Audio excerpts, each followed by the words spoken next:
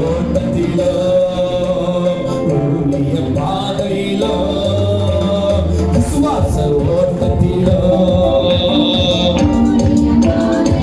நம்மை வழிநடத்தும் தேவன் நம்மோடு இருப்பதால் சந்தோஷமாயிருக்க நம்மை வழிநடத்தும் தேவன். ஆமென்.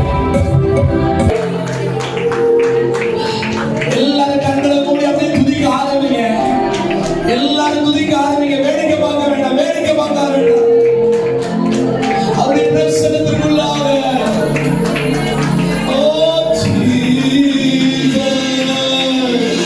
உங்க சந்தோஷம் சமாதானம் ஆண்டவரே. இதுவரை யாரெல்லாம் அதை அனுபவிக்க முடியாம இருந்தீங்களோ